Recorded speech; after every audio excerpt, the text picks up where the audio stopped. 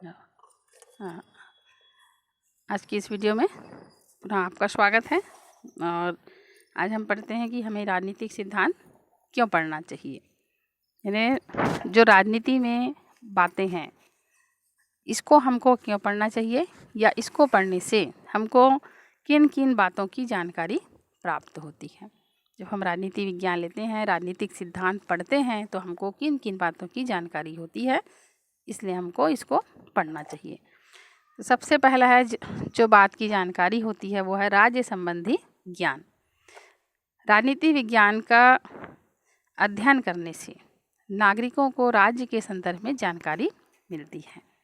राज्य के संदर्भ में क्या जानकारी मिलती है, तो राज्य के बारे में भूत, भविष्य और वर्तमान, यानी भूतकाल में राज्य कैसा था, राज्य की उत्पत्ति कैसे हुई, उसका विकास कैसे हुआ, इसका उद्देश्य क्या था, उसका कार्य क्षेत्र क्या है, ये सब बातों की हमको जानकारी मिलती है। पहले ज़माने में राज्य कैसा था, क्या छोटा था, क्या बड़ा था, क्या राजा महाराजाओं का ज़माना था, वर्तमान में राज्य कैसा है, और आने वाले समय में राज्य कैसा हो सकता है। तो भूत, भविष्य, वर्तमान, ये तीनों के बारे में, राज्य के बारे में हमको जानकारी मिलती है।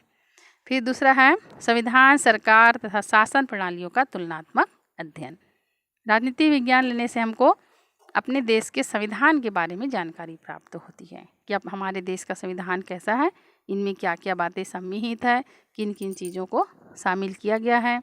फिर सरकार के बारे में, सरकार कैसी है, क्या लोकतंत्र है, अधिनायक तंत्र है, और क्या फांसीवाद है। सरकार के अंग, सरकार के कितने अंग होते हैं, इसके कौन कौन से प्रकार हैं। फिर विभिन्न शासन प्रणाली, लोकतंत्र, फांसीवाद, अधिनायक तंत्र, राजतंत्र, ये सब की विशेषता, गुण, अवगुण, ये सब बातों का अध्ययन हमको राजनीति शास्त्र में मिलता है। उसके बाद विभिन्न शासन प्रणालियों में तुलनात्मक अध्ययन, जैसे लोकतंत्र और फांसीवाद में क्या अंतर है, लोकतंत्र साम्यवाद में क्या अंतर है, साम्यवाद और फांसीवाद में क्या अंतर है, ये सब क्या विभिन्न शासन प्रणालियों में तुलनात्मक अध्ययन, इसकी भी जानकारी हमको राजनीति विज्ञान पढ़कर प्राप्त होती है। तीसरा है राजनीतिक विचारधाराओं का ज्ञान। जिस मनुष्य में विचारधारा नहीं है वो मनुष्य नहीं होता है, कुछ ना कुछ तो विचारधारा होती है। और जो राजनीति के बारे में महारत हासिल की है उसको हम राजनीतिज्ञ कहते हैं। तो राजनीति विज्ञान पढ़ने से हमको विभिन्न विचारधाराओं का ज्ञान की प्राप्ति होती है। जैसे अरस्तु के बारे में, अरस्तु क्या कहता है, अरस्तु का आप कभी पुस्तक पढ़ेंगे पूरा आपको जानकारी हो जाएगा। प्लेटो क्या कहता है, चाणक्य क्या कहता है, सब राजनीतिज्ञ थे। तो इनकी विचारधाराओं का ज्ञान हमको प्राप्त होता है। जैसे मैक्सी है, हाइबर है, बहुत सारे विचारक हैं राजनीति शास्त्री। तो जब हम राजनीति विज्ञान पढ़ते हैं, राजनीति शास्त्र पढ़ते हैं, तो विभिन्न विचारधाराओं का हमको ज्ञान प्राप्त होता है। फिर राजनीतिक चेतना का विकास। राजनीतिक सिद्धांत पढ़ने के बाद नागरिकों में राजनीतिक चेतना की जागृति आती है। कैसे राजनीतिक चेतना की जागृति आती है, तो इसमें राजनीतिक सिद्धांत पढ़ते हैं इसीलिए व्यक्ति जागरूक होता है।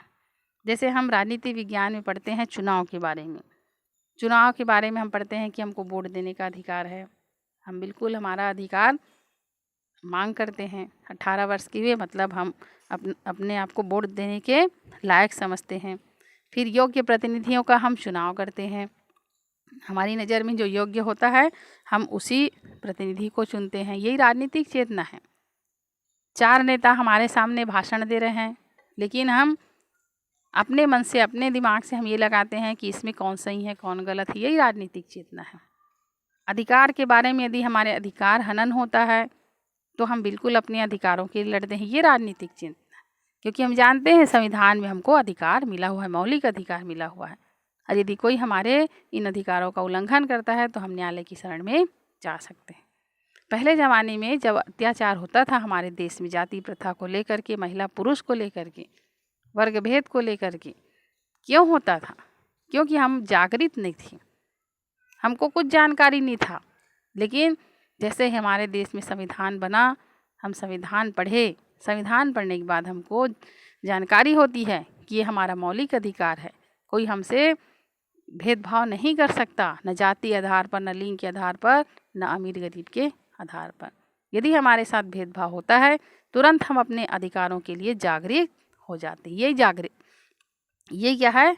राजनीतिक चेतना है। तो राजनीतिक सिद्धांत पढ़ने के बाद विभिन्न क्षेत्रों में, ऐसा नहीं केवल एक ही क्षेत्र में, विभिन्न क्षेत्रों में हमको राजनीतिक जागृति मिलती है। फिर अधिकारों एवं कर्तव्यों का ज्ञान।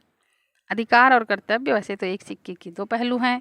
जहाँ हमारा अधिकार हमको मिलता है वहाँ पर हमारा कर्तव्य भी सुनिश्चित हो जाता है। हमको अपने देश में भी देखते हो 6 मौलिक अधिकार प्राप्त है, वहीं हमारे 10 मौलिक कर्तव्य बताए गए हैं। मौलिक अधिकारों का तो हम भरपूर उपयोग करते हैं, लेकिन जो हमारे 10 मौलिक कर्तव्य है जिसमें राष्ट्र ध्वज का सम्मान करना, राष्ट्रगान का सम्मान करना, पर्यावरण की सुरक्षा करना और जो अपनी पुरानी जो स्मारक है इसको बचा करके चलना, ये सब मौलिक कर्तव्य हैं। सार्वजनिक संपत्ति की रक्षा करना, बहुत सारे 10 मौलिक कर्तव्य हैं। तो अधिकारों के साथ साथ हमको अपने मौलिक कर्तव्यों का भी ज्ञान होता है और हम अधिकारों का उपयोग करते हैं, मौलिक कर्तव्यों का भी निश्चित रूप से पालन करते हैं और वही देश आगे बढ़ता है। फिर मानवीय गुणों का विकास। राजनीतिक सिद्धांत पढ़ने से हमारे अंदर, नागरिकों के अंदर प्रेम, परोपकार, सेवा, अनुशासन, आज्ञा पालन, त्याग, सहयोग, सहिष्णुता, ये सब मानवीय गुणों का विकास होता है। क्योंकि जाति, धर्म, रंग, लिंग, वेशभूषा, इसके आधार पर जो भेदभाव होता था, हम राजनीतिक सिद्धांत पढ़ने के बाद इस भेदभाव को समाप्त करने का प्रयास करते हैं। क्योंकि राजनीतिक सिद्धांत में हम जानते हैं जो मौलिक अधिकार मिला है, तो मानव एक समान, और इसको मानते हुए हम इन अवगुणों का त्याग करते हैं और जो अभी हम गुण बताए इसको अपनाते हैं, तो नागरिक गुणों का विकास होता है। फिर राष्ट्रीयता की भावना का विकास। राजनीतिक सिद्धांत लोगों को राष्ट्र प्रेम के प्रति भी आकर्षित करता है। राजनीतिक सिद्धांत पढ़ने के बाद हर राज्य में रहने वाला व्यक्ति अपने देश से प्रेम करता है। राष्ट्रीय अखंडता और एकता की भावना उनमें कूट कूट करके भर जाती है। राजनीतिक सिद्धांत व्यक्ति को उसके संकुचित दृष्टिकोण से निकाल करके व्यापक दृष्टिकोण अपनाने का संदेश देता है। इसमें सांप्रदायिकता, जातीयता, क्षेत्रवाद, प्रांतीयता से ऊपर उठकर हम राष्ट्रीयता के सिद्धांत को अपना करके चलते हैं।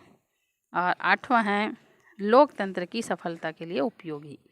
राजनीतिक सिद्धांत इसलिए पढ़ना चाहिए क्योंकि ये लोकतंत्र की सफलता के लिए उपयोगी है। जब तक हम इन सिद्धांतों को नहीं जानेंगे लोकतंत्र कभी सफल नहीं होगा। लोकतंत्र की सफलता के लिए, स्वस्थ जनमत के लिए राजनीतिक सिद्धांत को हमको पढ़ना आवश्यक होता है। फिर 9वां है अंतर्राष्ट्रीय राजनीति, कानून एवं संस्थाओं का ज्ञान। राजनीति विज्ञान पढ़ने से हमको अंतर्राष्ट्रीय राजनीति की भी जानकारी प्राप्त होती है। जैसे ब्रिटेन का संविधान, अमेरिका का संविधान, स्विट्जरलैंड, इसका ऑस्ट्रेलिया का संविधान, यानी जितने भी देश हैं सभी देशों की शासन पद्धति, इसके बारे में हमको जानकारी प्राप्त होती है। कानून के बारे में हमको जानकारी प्राप्त होती है। और यह मतलब कानून है अंतर्राष्ट्रीय कानून। अंतर्राष्ट्रीय कानून क्या है? विभिन्न देशों ने मिलकर के अंतर्राष्ट्रीय कानून बना रखा है। जैसे एक कानून है समुद्र से 14 मील की दूरी तक का क्षेत्र उसी देश का रहेगा।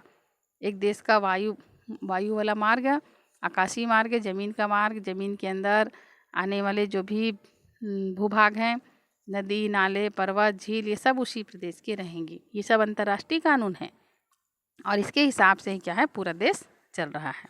फिर अंतर्राष्ट्रीय संस्था, राष्ट्र संघ, संयुक्त राष्ट्र संघ, आजकल जो विभिन्न और संगठन बना है जैसे आसियान है, डक्सेस है, ये सब अंतर्राष्ट्रीय संगठन हैं। इसके बारे में भी हमको जानकारी प्राप्त होती है।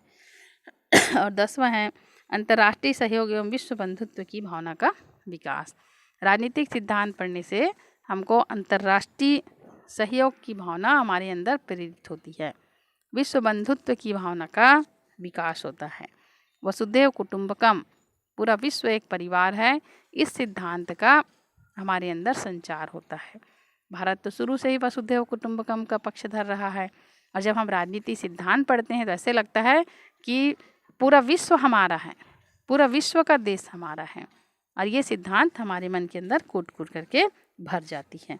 तो ये राजनीति सिद्धांत पढ़ने से हमको 10 प्रकार की जानकारी मिलती है और इस तरह से आज की इस वीडियो में अभी इस पार्ट का अंतिम था, ये ख़त्म हो गया।